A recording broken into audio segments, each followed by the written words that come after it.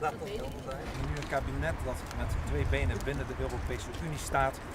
We hebben de sleutel van onze voordeel niet meer. We moeten...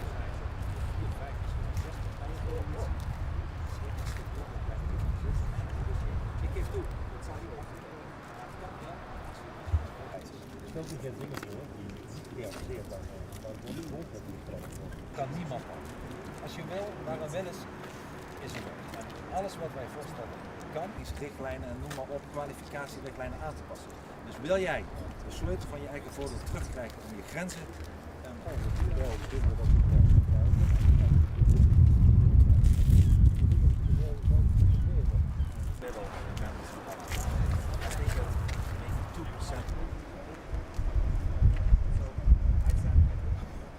Mr. Wilders, quick question Yes. from Euronews, please. Yes. What's your favourite part of the Quran? Well, I read a book. I read it many times. I even wrote a book about the Quran. And to be honest to you, there is no... You didn't find anything? No, there really is no favorite part of the Quran. You know, Chapter 283, it talks about looking after orphans, the needy and the poor. Surely even you, Mr. Wilders, must agree with that. No, you know, if you do you want an answer or do you want to keep questions? Then I rather walk along. You want an answer? Please. Okay.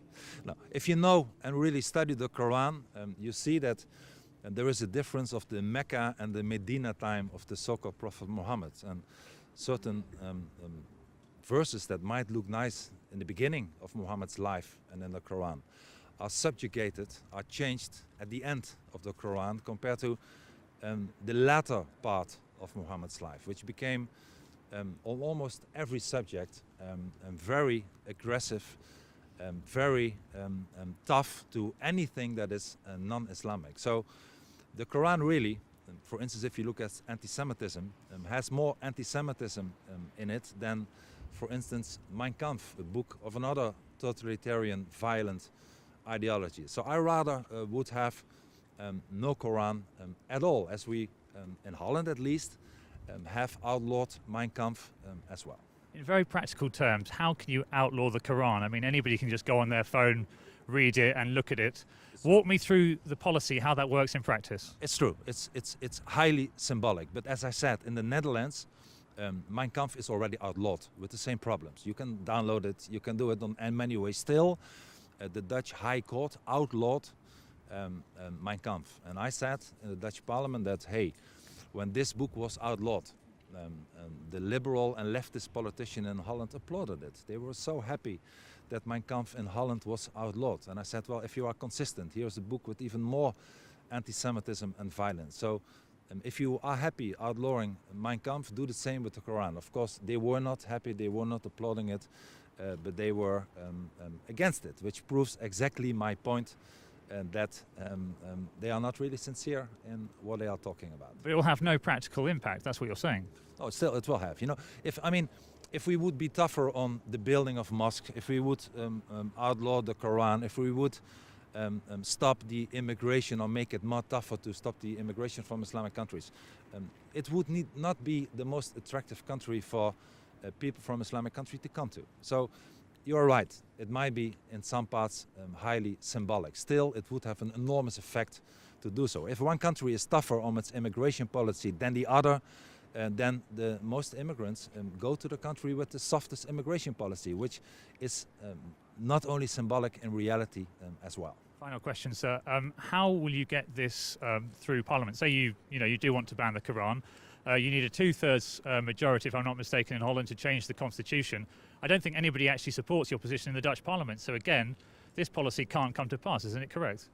You know, I have a different opinion. If you choose the way of changing the constitution, you're right. Then again, I'm a lawmaker. If nobody can suppose to change a constitution and a law, it's a lawmaker who can do that. So I can always propose it. Still, I believe that the Quran and the Islam, more especially, might be dressed up as a religion. It has a holy book, it has a temple, it has imams, but in reality it's not so much a religion, but more an ideology. And I can talk to you about it for hours, but I really believe that our constitutional rights when it comes to the freedom of religion, of the freedom of education, would not have to apply for instance, Islamic schools, where young children in Holland that at the end of the day you want to integrate, get a job, get Dutch friends, have a normal life in Dutch society, should not be able to go to an Islamic school and be grown up and educated with intolerance, with hate, with violence. So I believe that the constitutional rights would not even have to be granted to something that is not a religion but an ideology. And if you don't share that view, then indeed you need to change the constitution. And that will take time, but still, I'm a lawmaker. I can propose to change any law. If I can't, nobody can, and I'm happy we live in a democracy. Thank you. Ja, dat is nog ongeveer.